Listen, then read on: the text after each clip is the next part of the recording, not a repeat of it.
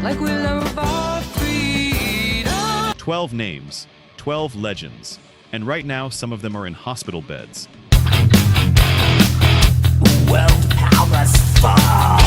Some of them can barely play anymore. Some of them can't sing a single note, and some of them are gone.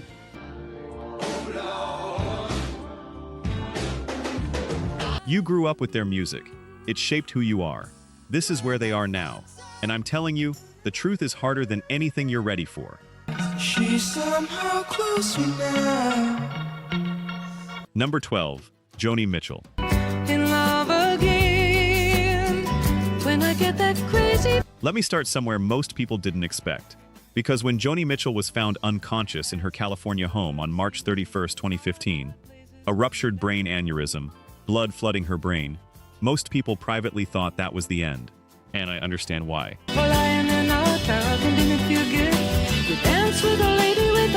She was 71 years old.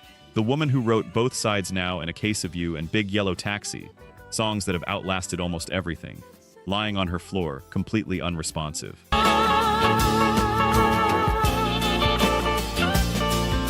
Here's the thing about surviving a brain aneurysm. You don't just wake up the same person. Joni couldn't walk. She had to relearn that. She couldn't talk. She had to relearn that too. And the guitar, the instrument she'd played since she was a teenager in Saskatchewan, she had to figure it out again by watching videos of her younger self, studying her own fingers from footage shot 30 years earlier. Think about that, rewinding old tapes just to remember your own hands.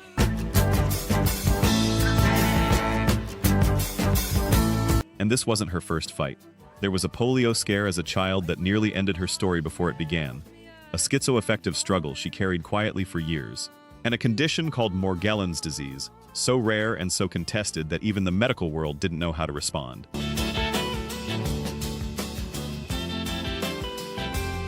But here's what gets me about Joni Mitchell.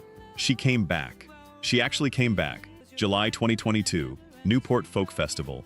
First full concert in 7 years. She walks out with a cane and takes her seat, and people lose their minds.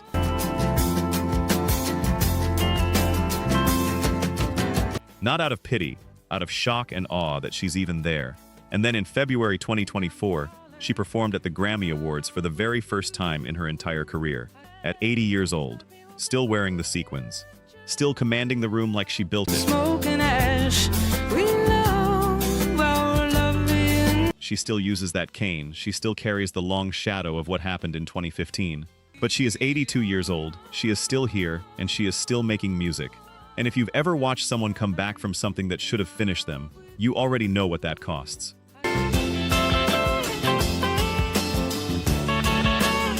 Number 11, Tony Iommi.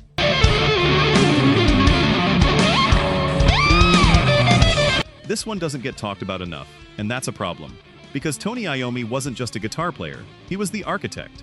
The man who lost the tips of 2 fingers in a factory accident at 17 years old, and responded by tuning his guitar down, playing slower and heavier, and in doing so, accidentally built the foundation of heavy metal.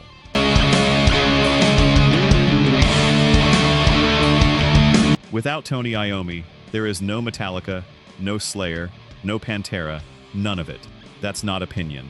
That's the actual genetics of the genre.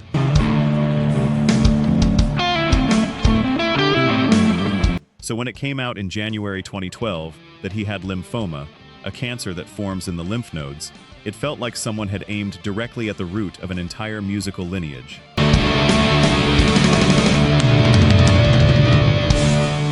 He found a lump in his groin during a book tour, went to a doctor, heard the word, and his first instinct, he said later, was to start writing himself off. Who would speak at the funeral? What he'd leave behind? That was where his head went.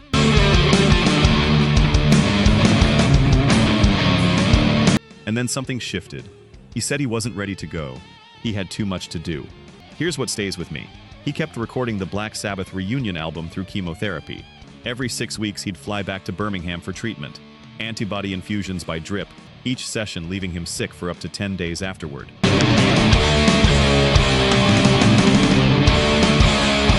And from his hospital bed, in between those sessions, he kept writing riffs. He channeled the worst experience of his life into that music. His bandmates said it plainly. He was the toughest person they'd ever known in a studio.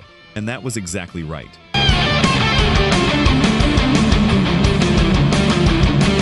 He went into remission by 2016. The doctors told him even in the early days that they didn't expect the cancer to disappear entirely, that he'd be living with it, managing it for the rest of his life. He's been doing exactly that. Regular checkups, the occasional fluctuation, the quiet vigilance of someone who knows the terms of the arrangement.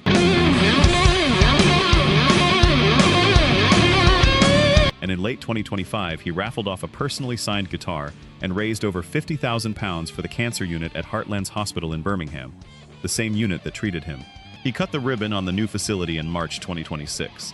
The man who was told he might die is now helping build the room where the next person gets their chance.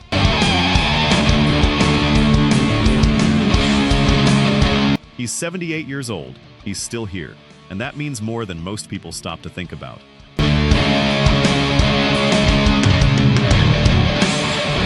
Let's look at the numbers. Only 9% of you are actually subscribed. Honestly, that's tough to see. Our team spends days hunting down archives and verifying every single fact just to tell these stories right. If you've made it this far into the video, you're clearly part of the community, so please hit subscribe. It costs nothing and helps us immensely. Now, for those already subscribed, very few of you have made the jump to our membership, and that's a hard pill to swallow because you're the ones who know our value best. If this channel has moved you or inspired you, consider joining. It's the price of one coffee, but it's the literal fuel for this channel. Let's keep this alive together. Back to the story. Number 10, Dave Mustaine. Become a god. Most people think Dave Mustaine's health story is one chapter. It's actually two, and the second one might be what finally closes the book on Megadeth. Before the head explodes. Chapter 1, 2019. Mustaine is diagnosed with squamous cell carcinoma, throat cancer, at the back of his tongue. For a man whose entire identity is built around his voice, his riffs, the ferocity of what he put on tape for 4 decades with Megadeth, that's not just a medical crisis, that's an existential one. He went through chemotherapy. A peaceful man stands tall. Radiation's so brutal he's described it as something he can barely put into words. His head, his throat, his body pushed to the absolute limit of what treatment demands. 7 years of that fight. And then, he won. He's in remission. The cancer is gone. That part of the story ends with the man still standing.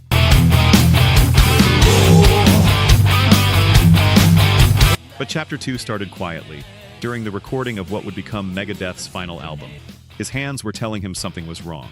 The diagnosis, Dupuytren's contracture, known in some medical circles as Viking's disease, connective tissue in the hand that thickens over time and gradually pulls the fingers into a permanently bent position.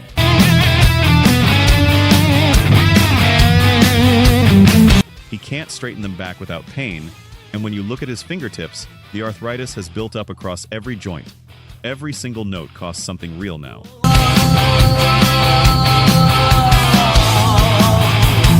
But it doesn't stop there. His neck is fused from a chiropractic injury, a break that required a metal plate and screws.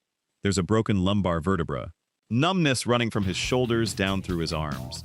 And somewhere in the middle of tracking that final record, he looked at his management, his own son, and said he wasn't sure how much longer he could keep doing this. Watch people's heads roll. The Megadeth farewell tour launched in early 2026. He's out there right now, playing through it, because he refuses to let the guitar go without saying goodbye the right way. On his own terms, with nothing left unsaid.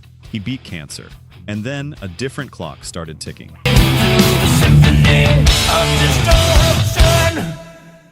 Dave Mustaine has been one of the greatest guitarists in the history of heavy metal, and he's going out exactly the way he lived, all or nothing.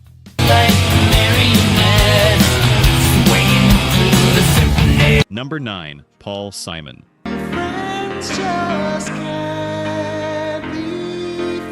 Here's the cruelest irony on this entire list. If you were going to choose one artist on earth to lose their hearing, to have the world of sound begin to disappear, you would not choose Paul Simon. You couldn't.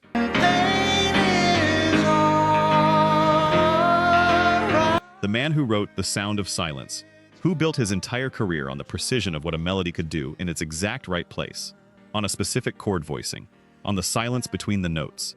That Paul Simon is now living with most of the hearing gone from his left ear, and nobody has been able to give him a reason why. When He's been open about it. It came on suddenly, without warning, without explanation. One day the hearing was there, and then it wasn't. Not a gradual fade. Not the slow erosion that decades of loud stages bring to most musicians. This was sudden, abrupt, gone. And no doctor has been able to explain it.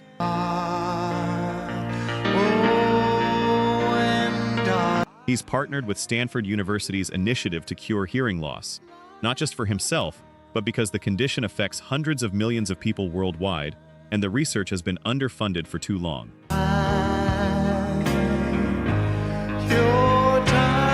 He worked with the Stanford team to completely redesign his stage setup. Monitors repositioned, the entire sound architecture restructured around hearing out of one ear, and he went back on tour. He's still performing, and that is not a small thing. That is a specific kind of stubbornness that you either recognize or you don't.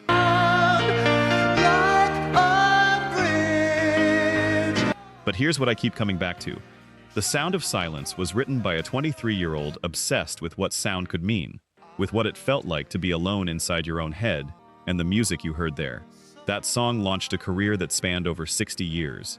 Mrs. Robinson, Bridge Over Troubled Water, Graceland, the entire architecture of American folk and rock and world music. Paul Simon's fingerprints are across all of it. When you're on the street. And now he writes and records and performs in a world where one half of the sound has been taken from him. Paul Simon is 84 years old. He's still chasing it. And I don't have a neat way to wrap that up. I don't think there is one.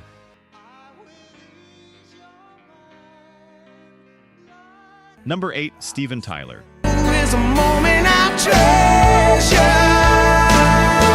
treasure. There is no voice in rock history quite like Steven Tyler's voice.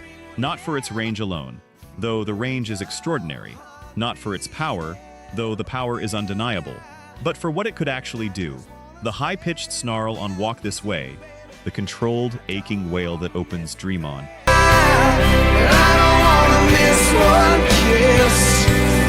The way he could take a riff built for swagger and make it sound like a confessional at the same time. 50 years of rock fans grew up thinking that voice was indestructible. It wasn't.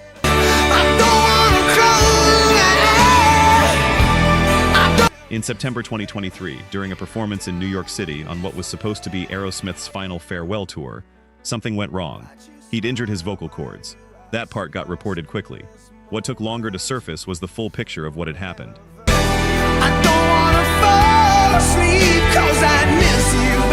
His doctor eventually confirmed it. Steven Tyler had fractured his larynx.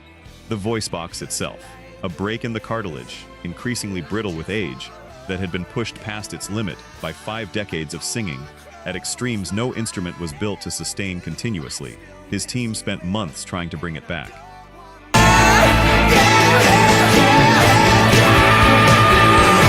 They had the best medical resources available. And in August 2024, the band released a statement that said plainly, without sugarcoating, a full recovery is not possible.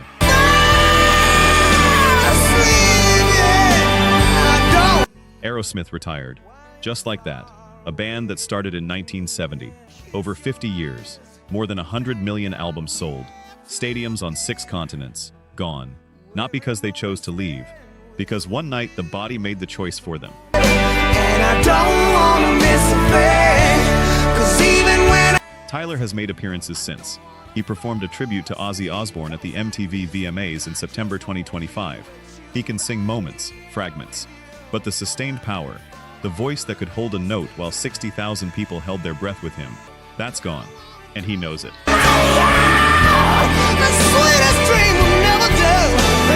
If you were seeing shows in the Aerosmith era, you know. You know exactly what that voice meant when it hit you for the first time. And if you've ever lost something you couldn't get back, you know what that feels like from the inside.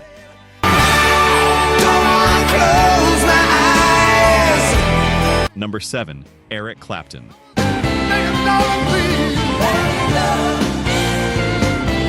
There's a reason they wrote Clapton is God on the walls of London.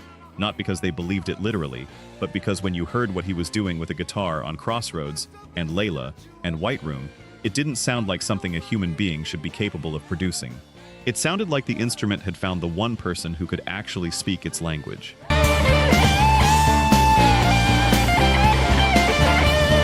And somewhere in the last decade, Eric Clapton told the world quietly that something was going wrong, not with his hands, but with his legs, his back, his nervous system.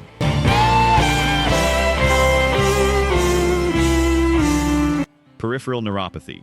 Damage to the peripheral nerves that produces what he's described as an electric shock sensation running down his legs. Constant. Worsening. And he said the hard part out loud. He'd had to come to terms with the fact that it was not going to get better.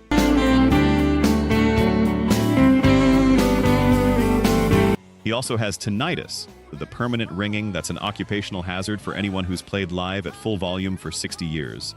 And between the pain in his lower body and the sound that never stops in his ears, playing guitar has become, his word, hard work.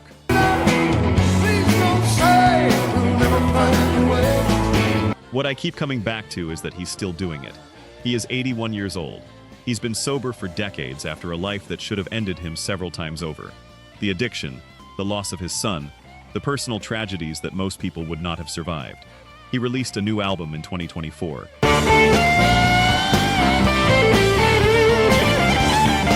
He still performs. And even now, there is a weight and a precision in what he plays that most younger guitarists cannot reach. There's something almost painful about watching the greatest living rock guitarist slowly lose the physical infrastructure that makes his playing possible.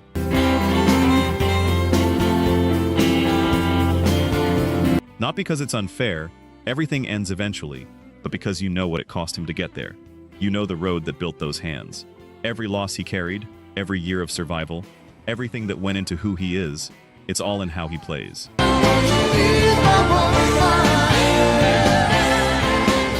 And if you've ever heard Tears in Heaven and known the story behind it, you already understand what I mean when I say this man has been through enough.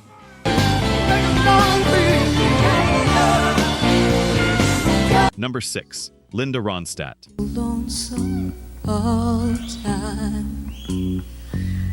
In 1978, Linda Ronstadt was the highest paid woman in rock music. Not just the most acclaimed, though the acclaim was real and it was massive. The highest paid. She had sold out arenas before most female artists had gotten anywhere near them.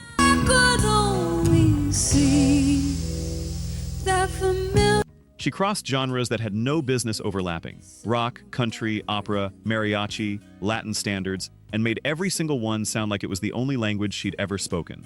And then, without anyone fully understanding what was happening, her voice started to go.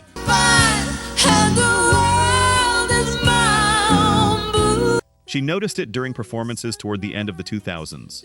A cramp, a locking up, like her vocal cords were seizing against her will. She told people something was systemically wrong. They told her she was being a perfectionist. She wasn't.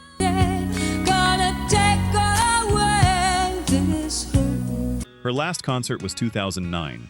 She retired in 2011, and she revealed in 2013 that she'd been diagnosed with Parkinson's disease and could no longer sing at all. But that wasn't the end of the diagnosis.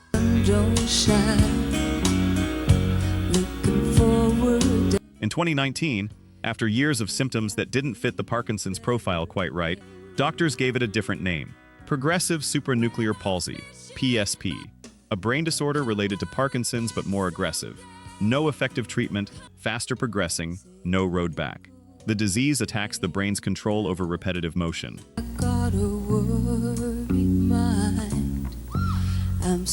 And for a singer, your vocal cords vibrate thousands of times per second. PSP stripped that away first, and then it kept going. She walks with poles on uneven terrain. She uses a wheelchair when she travels.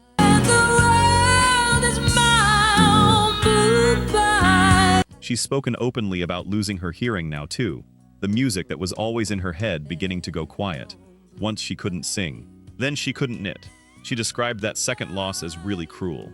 And somewhere behind the matter-of-fact delivery of that line is the full weight of a person watching the things she loves disappear, one by one.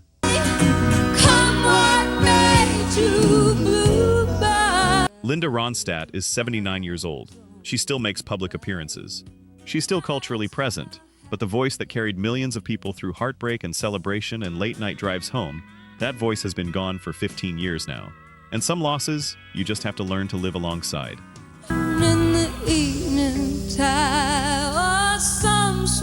Number 5. Peter Frampton.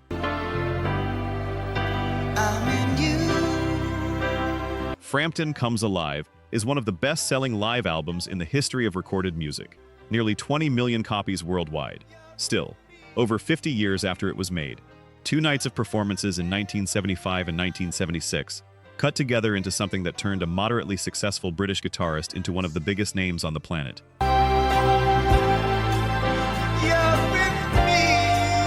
If you were anywhere near a radio in the late 1970s, you know that talk-box guitar tone. That's Peter Frampton's voice. His actual voice, practically.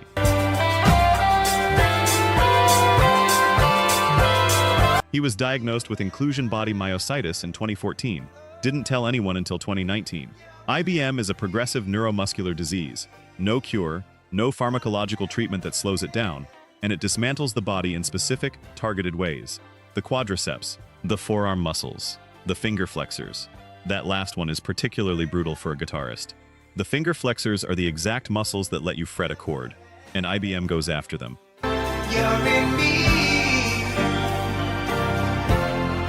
He's been exercising 6 days a week to slow the decline.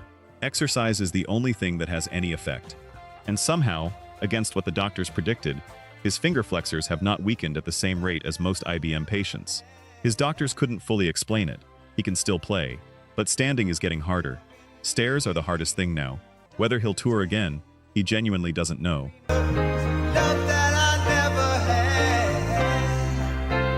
And here's what gets me.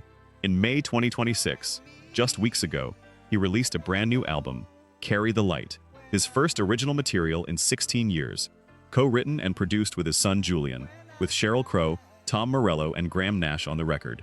The people around him say it might be the best thing he's ever made. Yes, you gave me the love. Think about what that decision means. A man with a progressive muscle-wasting disease, unsure if his hands will cooperate in a year's time. And he's in the studio, racing the clock, determined to leave something behind while he still can.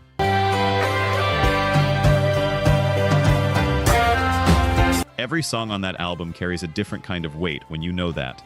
You can hear the urgency in there if you listen. The gratitude, the quiet awareness of time running in the background of everything. I'm in you. Number 4. Phil Collins.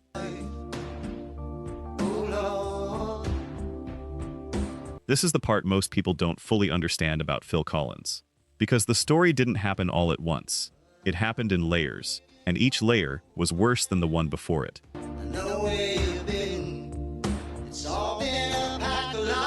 It started in 2007, on a Genesis tour, a spinal injury, damage to vertebrae in his upper neck, that caused permanent nerve damage. Over time, that developed into a condition called drop foot, where nerve damage disrupts the signal that lifts the front of your foot when you walk. He started using a cane around 2015. By the end of that decade, standing for any extended period was its own ordeal.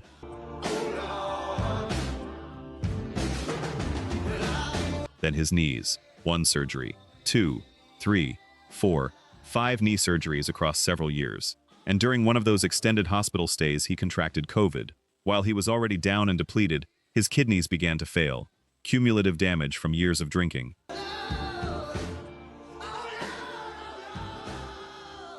Not dramatic drinking, he said. Not the kind you'd easily notice. But enough, over enough years to catch up all at once. The kidneys backed up. Everything, as he later put it, seemed to converge at exactly the same time.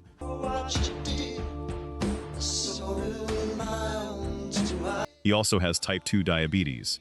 And then the drumming. The thing that arguably defined him as much as the songs. The instrument that built his reputation before most people even knew his name. He had to let it go entirely.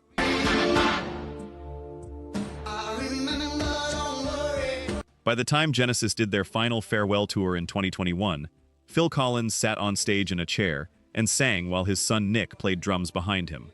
And I want you to sit with what that moment actually cost. To watch your own child play the instrument that made you who you are. Because your own hands and body can no longer hold the sticks the way they used to. In January 2026, he disclosed that he now requires a 24-hour live-in nurse for medication management and mobility assistance. Everything that could go wrong with him, he said, did go wrong. Phil Collins is 75 years old. He says it's all right now, that he's found some peace in it. Maybe that's true. But the man who played In the Air tonight for sold-out stadiums now needs help getting to the door. Some of y'all just went quiet. I felt it.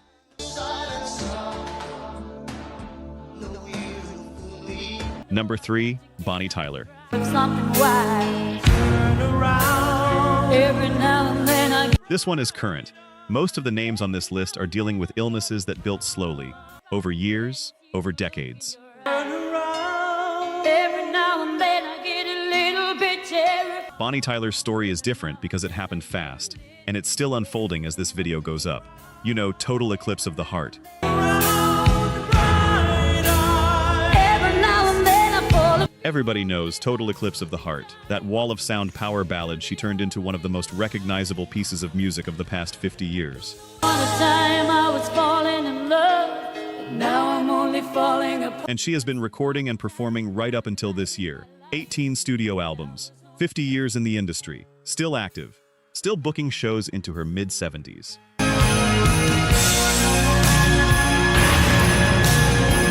In early May 2026, while staying at her home in Faro, Portugal, she was rushed to hospital for emergency intestinal surgery. And we'll only be making it right, 'cause we'll never. The surgery itself went smoothly, but then, within days, something far worse happened. She suffered a cardiac arrest. Her heart stopped.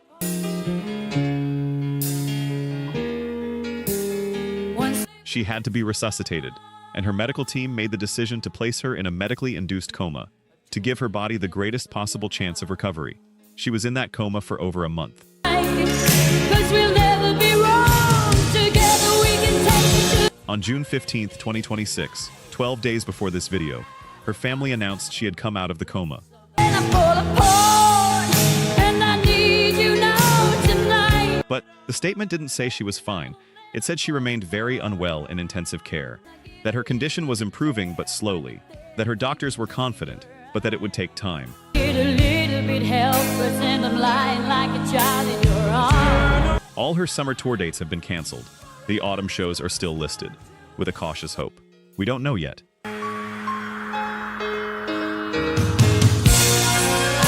Here's what hits me hardest about Bonnie Tyler's situation. She was releasing new music in 2026. She had concerts booked. She was actively celebrating 50 years in the industry. This wasn't someone winding down. Love is like a shadow on me all of the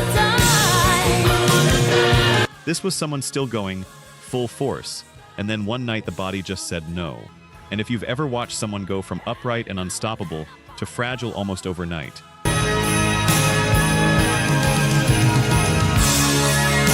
you know that the speed of that shift is part of what makes it so hard to absorb. Bonnie Tyler turned 75 years old on June 8th, 2026. She's still fighting. Forever, and we'll only be making it right. Number 2, Brian Wilson. I'm picking up good vibration. I want you to think about something for a second. Pet sounds.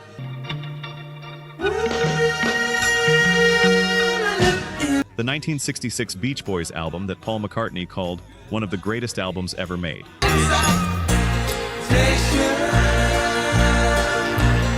The record that changed how producers thought about what a studio could do.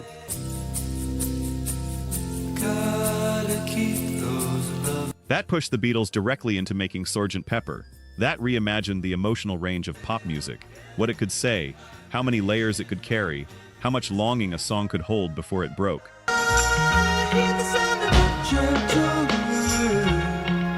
Brian Wilson was 23 years old when he conceived it. 23. He spent his whole life fighting to stay in the world. The schizoaffective disorder he battled from his 20s.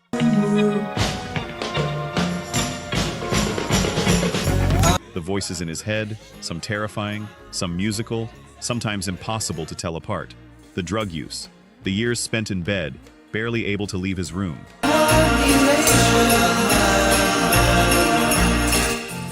The abusive relationship with a psychologist named Eugene Landy, who controlled nearly every aspect of his life for years before finally being removed. And through all of it, somehow, the music kept coming.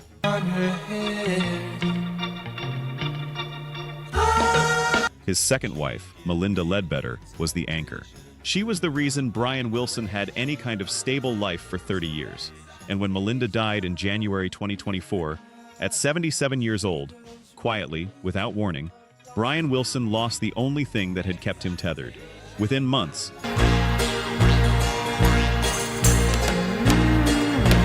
what she had been quietly managing became public. He had a major neurocognitive disorder, dementia. He could no longer properly care for himself, make medical decisions, or meet his own basic needs.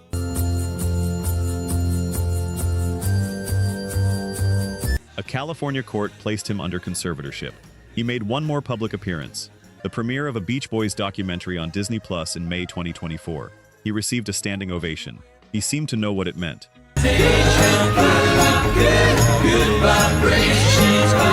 On June 11, 2025, Brian Wilson died. He was 82 years old. He heard voices in his head his whole life, some of them terrifying, some of them the music. By the end, those voices were going quiet in a different way.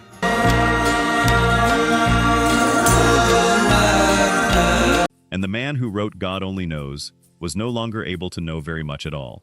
There's no way to make that clean.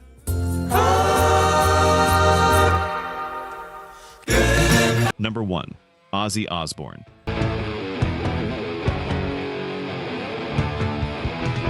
"17 days. That's the gap between the night Ozzy Osbourne performed with Black Sabbath at Villa Park in Birmingham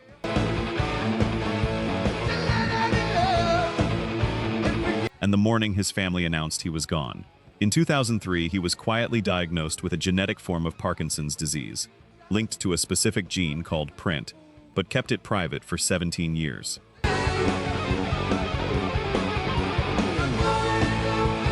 When he finally went public in 2020, what he'd been living with started to come into full view. By that point, he couldn't walk without assistance.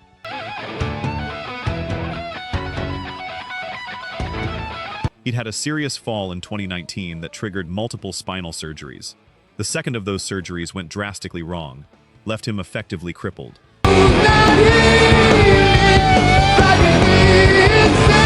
During another procedure, they found a tumor in one of his vertebrae. He had blood clots in his legs, unstable blood pressure, years spent lying down, wondering which part of his body was going to fail next.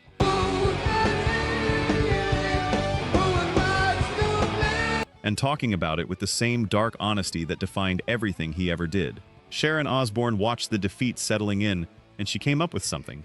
A concert. Not small. A full reunion of Black Sabbath's original 4 members at Villa Park. Ozzy, Tony Iommi, Geezer Butler, and Bill Ward, with Metallica, Tool, and Slayer on the bill, and Tom Morello as musical director.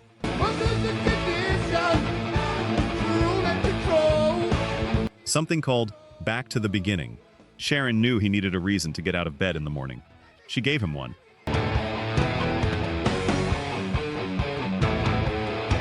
He worked with vocal coaches for months. He did weights, he got on a stationary bike, he pushed through a body that had been telling him to stop for years.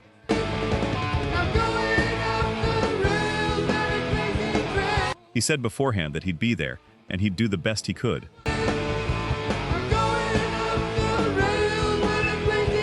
On July 5, 2025, Ozzy Osbourne walked onto the stage at Villa Park with his 3 oldest bandmates.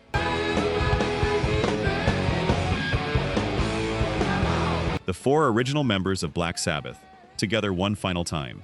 And he sang, he performed, he said goodbye.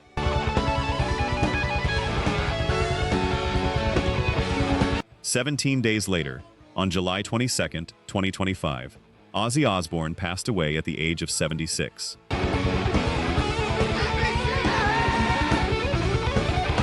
His family said he was with them, that he was surrounded by love. And if you've ever had a song that felt like it was written specifically for you, and then had to let go of the person who wrote it, you don't need me to tell you what that feels like.